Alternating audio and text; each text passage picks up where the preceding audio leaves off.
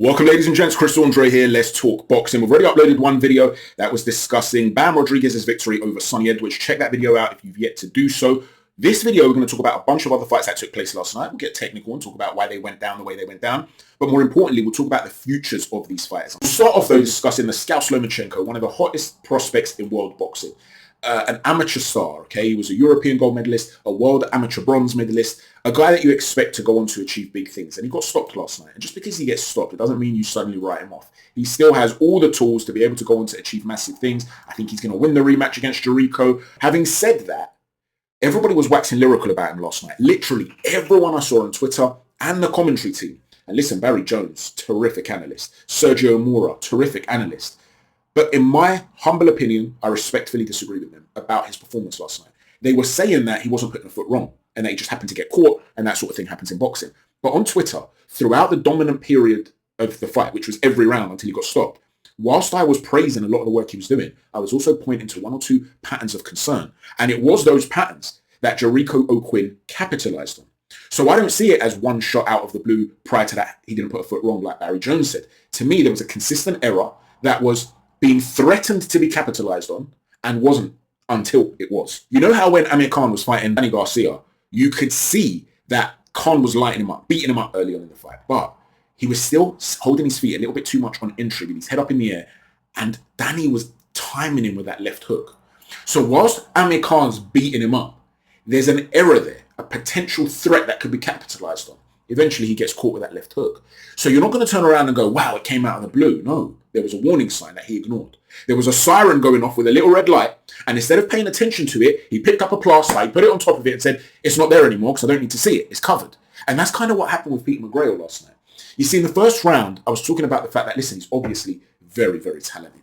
A world-class amateur. He's nicknamed the Scouse Lomachenko because of the method in which he goes about his work. And it's a very attractive method. But you need more than just having some nice feet, being a southpaw, having variation to your game to be Lomachenko. Lomachenko, in my opinion, is the most skilled fighter in the sport. That doesn't necessarily mean he's the best fighter in the sport. A lot of people are going to come at me and say, well, Chris, what about this guy who's undefeated and so on and so forth. Records or athleticism, physicality, punching power, stamina, heart, all those other variables also play a role into who you consider to be the best. But skills, what that essentially means is capabilities, abilities in various zones. And no one's got more strings to his bow than Lomachenko. So to have those strings to your bow, to have those various tools that you can pick up from your toolbox, you need to identify what those tools are. And I pointed out in the first round that if you're going to model yourself on Lomachenko, it's not just about your feet. What about the lead hand and the feinting with that lead hand? You see, this is a smaller man, Lomachenko, who is now a pressure fighter against men who are significantly bigger and physically stronger. And the reason they don't just say, I'm going to wait on you to come in and beat you up, is because he's so good at disguising that entry point and he messes with the distance and changes the angles. And a big part of being able to do that is the feinting and the lead hand activity. He will affect your lead hand. He will affect your own guard. He will threaten to come in with that lead hand and won't. Other times he'll throw a wind-up hook. Other times it's short. It's so varied. It's so hard to read. Mcgrail wasn't doing that. And as a result, when he was stepping in, it was like he was rushing his work. He was too eager to get in. And he was getting timed on his entry a few times in that opening round. In the second round, he became much more aggressive and he dropped O'Quinn. And again, people are focusing on all that brilliant offensive work. But as I was saying on Twitter, he's still getting touched a bit too much for my liking in the pocket. But he's getting his lead foot into a very dominant position. He's working from there. He's getting low and shooting up that backhand through the center line. It was having a lot of success. But when you're focusing just on the good stuff, you start to ignore that bad stuff. In the following round, you saw that he started to slip inside more often than not. So he's become more aggressive coming into that zone of danger just so that he could start to let go of his specific shots from specific angles. And he threw a lovely lead uppercut on the one time he did slip on the outside. So he's showing flashes of his arsenal, his variation and his brilliance. And the backhand couldn't miss. And again, people are very much focused on the beautiful work he's doing. And that beautiful work continued in the following round when he scored a gorgeous knockdown because he was more patient. At this point, he's threatening to come in, messing with the distance. He's using the threat of the entry as a feint. And when O'Quinn commits and he's unsure about what's going on, you see that Mcgrail steps in, lands a lovely backhand to drop him. And that was much more Lomachenko-esque. It was patient whilst applying incessant pressure. You don't need to rush your work. But then in the following round, he got back to doing what he was doing before and admiring his own work too much. So he's come in, he's landed the backhand. O'Quinn's in the corner. From the moment he enters to throw that big shot, his head does not move. Doesn't come off the line, he doesn't change the level, he doesn't exit to create distance. He admired his own work. So when O'Quinn then rotates after being hit and lands a big shot on him, and everybody's going, I can't believe it came out of the blue. It didn't come out of the blue. The threat was there. He was just making that constant error. He has to start moving his head after he does his own work when he's entering. And he's got the biomechanics and the skill for that. But his impatience, maybe because he was too eager to impress on a stage in the United States, meant that he was making this error of offering himself as a target because he was trying to move in too quickly without doing the necessary work to enter and exit safely. So it's got nothing to do with ability or skills or anything like that. This is a freak result in the sense that they could fight another 10 times and he's going to stop O'Quinn. I've got no doubt he's going to win the rematch. But you still have to be defensively responsible. You still have to take these moments, these opportunities, these little moments away from the opponent. So I think his ceiling's massive. And he needs to learn from this, though, in my humble opinion. Now, moving on from Mcgrail, let's talk a little bit about Josh Kelly, a man who I'm a big fan of. So talented. He's got an immensely high ceiling, Josh. But I do think he makes technical and tactical errors. And I'm seeing little improvements. So I liked what I saw last night against PLACIDO Ramirez. And a lot of people will dismiss it because Ramirez is ranked 60th in the world by BoxRec. He's not a world-class fighter. He's not any great shakes. But he's a big man with a good knockout ratio, and you still need to do certain things correctly. Well, one of the things I've been critical about when it comes to Josh is, in my opinion, his inability to control tempo. He's very flashy. His shot selection is beautiful. He's got heavy hands, great reflexes. The skills are there. The biomechanics are there. But when it comes to dictating tempo, for me, a lot of it is about choices. So when he fought Troy Williamson, for instance, or even worse, when he fought Avanesian, you're seeing situations whereby he's backing off as the fighter's approaching him. And as he's doing that, he's showing so much upper body movement, giving different looks. He's exerting so much energy. Backs up onto the ropes, holds his feet in that moment. So you're doing all that movement and the guy's walking you down in a straight line. So it's unnecessary movement. You then hold your feet when you should be pivoting out and you're waiting to try and counter him with an individual shot or a flurry of shots, which he's superb at doing. But from that position, you're again then having to move, an explosive movement. In other words, from the moment you are seeking to engage with Josh Kelly to the moment he's either hit you or pivoted away, he's exerting a lot of energy.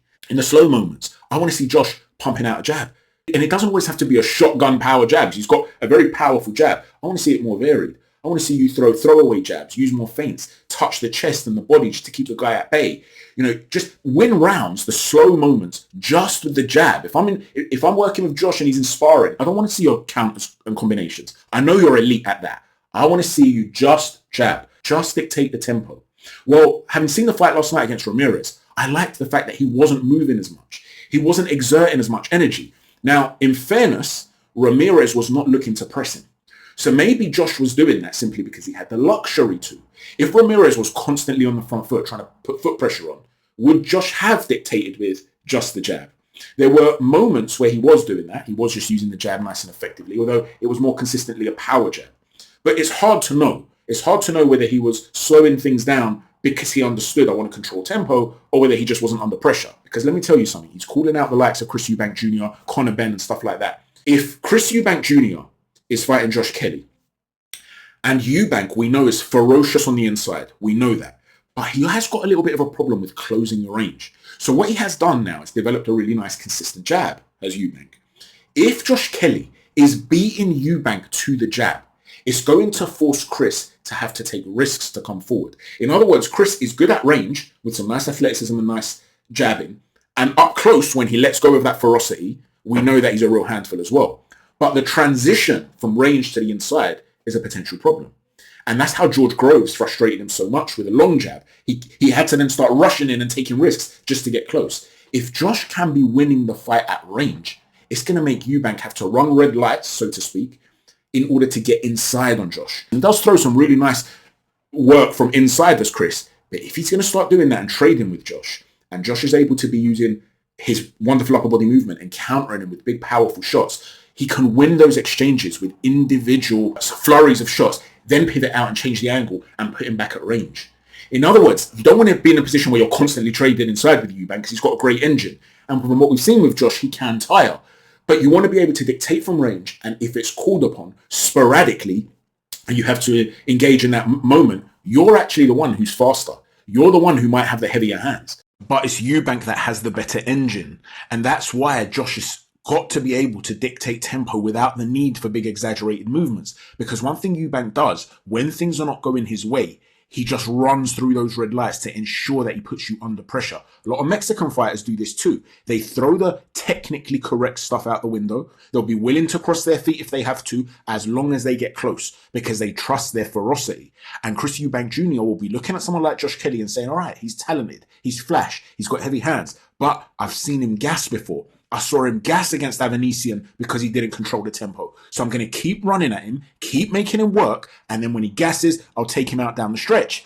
Whereas if Josh is able to dictate that tempo and stop Eubank from being able to do that because he's jabbing him, taking steps out at an angle, using little L steps, getting Eubank to consistently reset, as well as developing a varied clinch game where he can wrap up Eubank, walk him back, get himself safe inside the pocket in the clinch, well then Eubank's potentially got a nightmare on his hands. And another thing, this whole question of tempo is actually the reason I believe Josh Kelly doesn't have a higher knockout ratio.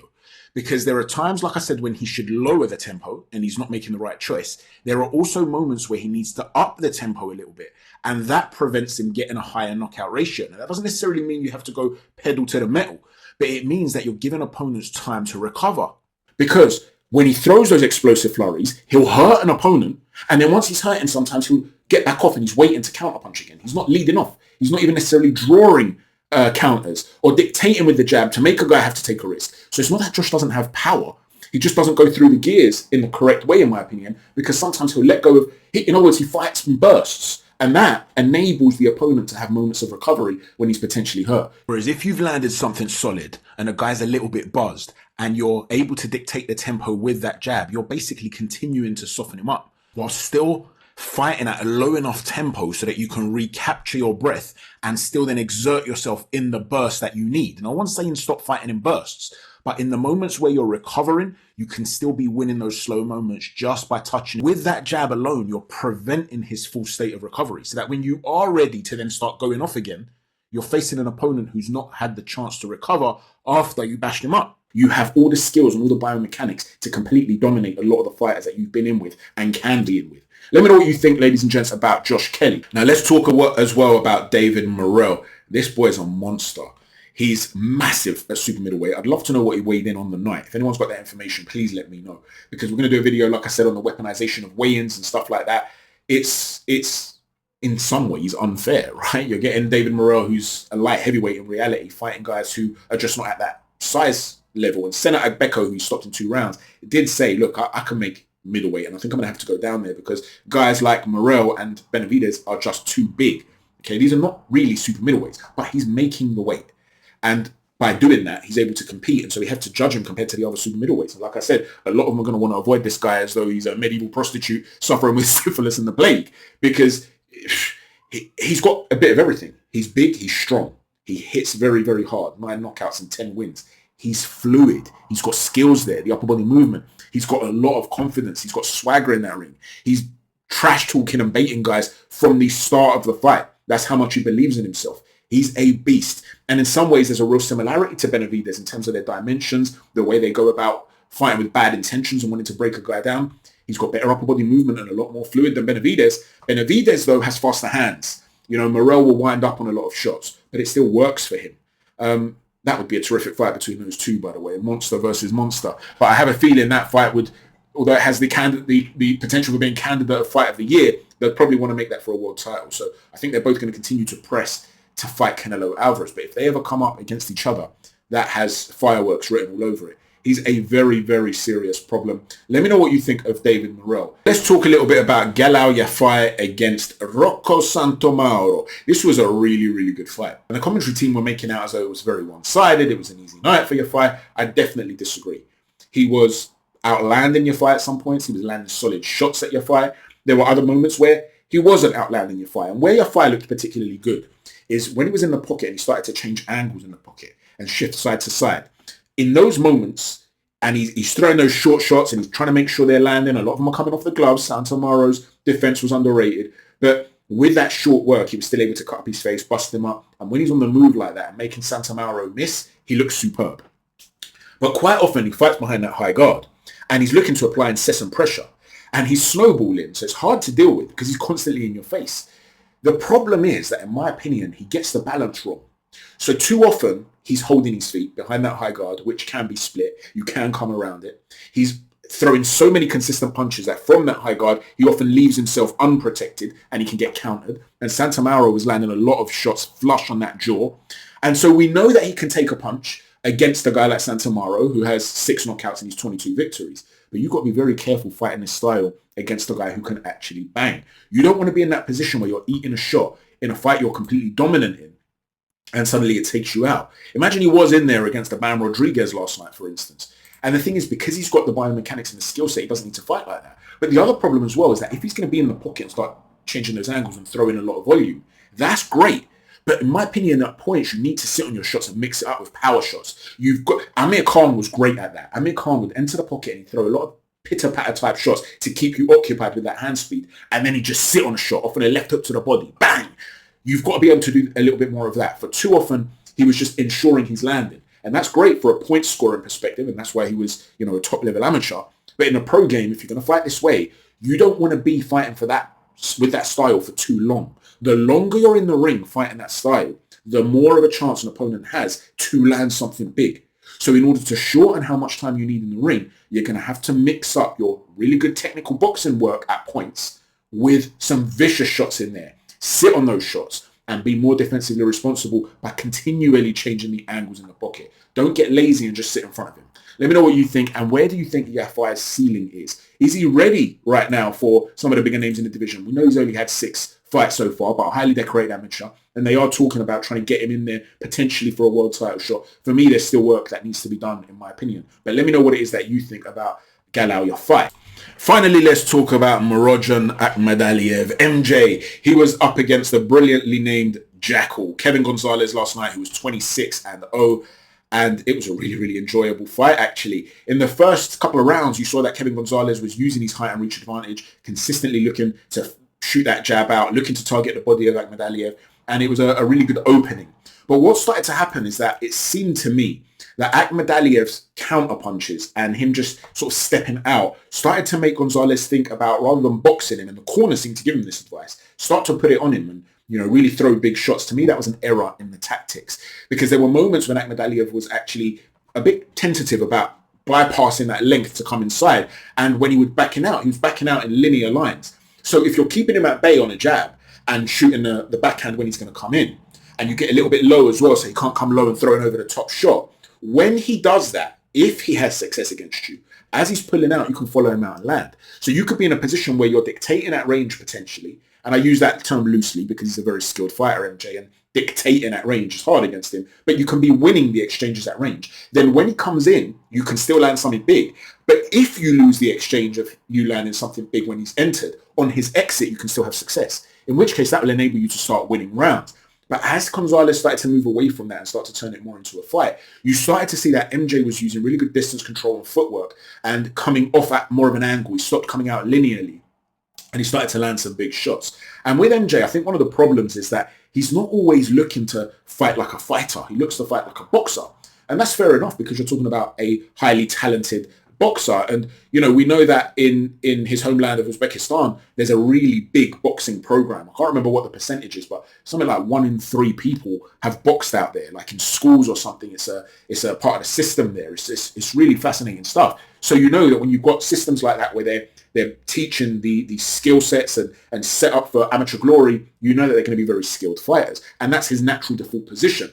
But he has to make a better transition, in my opinion, mentally to being more aggressive, because he's a little tank at the weight and he carries a lot of power and he's a southpaw. There's going to be problems there for a lot of fighters. And he lost that fight to Marlon TAPALES, which I don't think he would lose if he approached it differently mentally.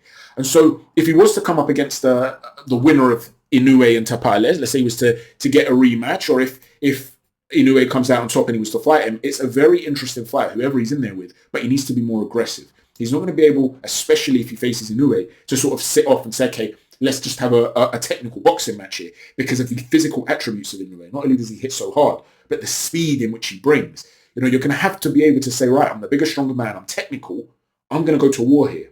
So I can match you in certain areas from a technical perspective. You might have the speed advantage. Can you match my power though? So for me, he just needs to get his mind right in that way. Kevin Gonzalez gave a great account of himself, a real warrior. They stopped the fight way too late, in my opinion. He was getting lit up in there and they kept him in there for far too long. But he showed a real warrior spirit, and I'd like to see him back in the ring again. We've covered all the undercards from yesterday. Let me know what you think, ladies and gents, in the comment section down below of all the fights we've spoken about. Don't forget to hit that stiff jab on the like button, a right cross on the subscribe button, and an uppercut on the notifications button. Take care. God bless.